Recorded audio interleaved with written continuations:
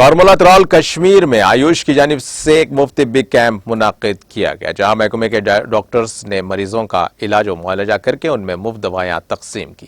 Camp کا افتتاح D D C ممبر Tral doctor Harbaksh Singh نے کیا۔ اس موقع پر کیمپ میں آیوش کے ڈسٹرکٹ آفیسر ڈاکٹر مشتاق احمد پرے بھی موجود رہے۔ میڈیا سے بات کرتے ہوئے مذکورہ ڈی ڈی سی ممبر نے ایسے کیمپ انعقاد کرنے پر محکمے کا شکریہ ادا کیا۔ وہی محکمے کے افسران کے مطابق اس طرح کے کیمپس کا انعقاد آگے بھی کیا جائے گا۔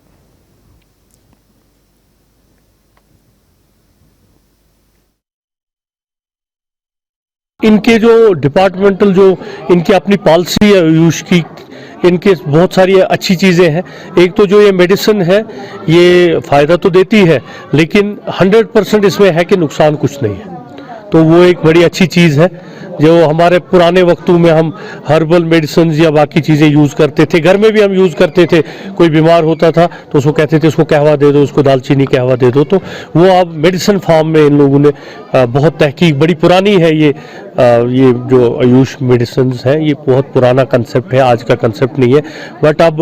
گورنمنٹ اس پہ فوکس کر رہی ہے۔ آج جو یہ کیمپ ہو رہا ہے، میں دوبارہ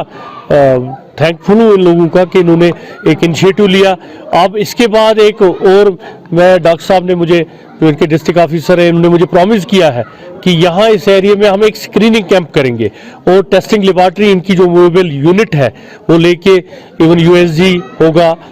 یا ای سی جی ہے، وہ لے کے اپنا یونٹ یہ یہاں اگلے مہینے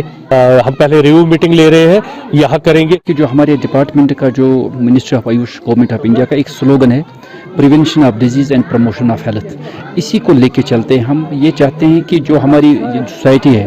جو ہماری پاپولیشن ہے، اسپیشلی جو یہاں پر یہ پاپولیشن ہماری ہے فار فلنگ ایریاز میں،